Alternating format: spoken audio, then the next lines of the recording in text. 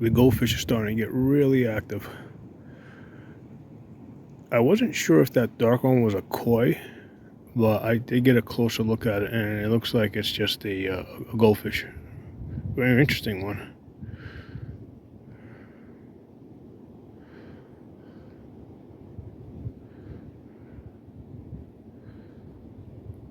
I think it's one of the bigger ones that I've seen. So they're not eating it because I did throw some cat food in there just to see if they were eating. And the water's probably still a little bit too cold for them to digest the food. It's probably just above freezing, about maybe 35 degrees at the top. It's probably, you know what? It warmed up today, so it's probably 40 degrees. So throughout the winter, it's been like 38 degrees at the bottom and frozen on top. So right now, it's like almost 65 degrees where I'm standing. So yeah, I'd say that the water, I mean, I do have a thermostat someplace, I gotta go check it, but yeah, I'd say that it's probably about 40 degrees in the water. Now if you look in front of them, there's a dead fish there.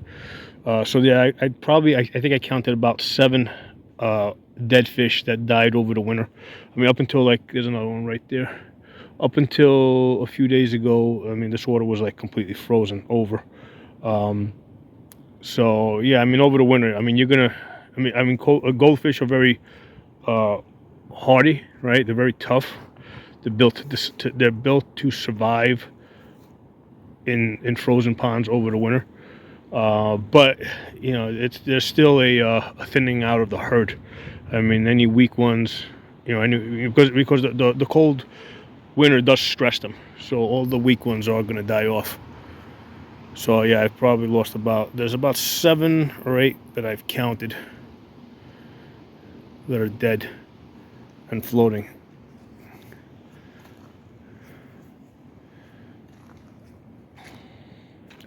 Within about, I don't know, a couple of weeks, they should start chasing each other around and breeding.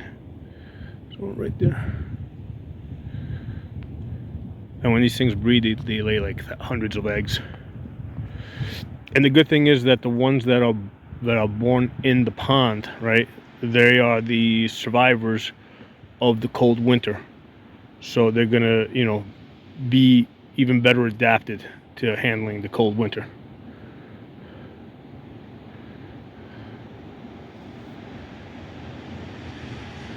Yeah, these two are very active over here. I'm gonna guess that might be a male and a female starting to flirt with each other.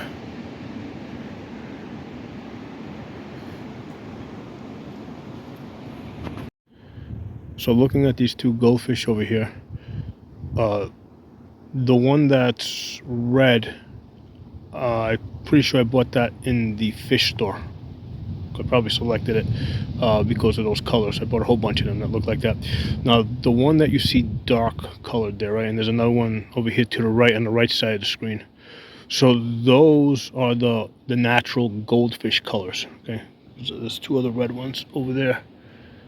So the red ones are kind of like selectively bred, okay? They generally don't survive very well in the pond because, you know, when they're babies, they tend to get eaten up. So the dark ones that you see here, right? Where'd it go? There it goes. The dark ones that you see here, like, I didn't buy those. Those were born out of the red ones that have been bought. But in the pond, right, through natural selection, they turn back to their natural colors, right? To the colors that help them survive best, which is the darker colors in the water. So that's one of the things that I've noticed, that all the goldfish that are born in the pond, they tend to be darker colored ones.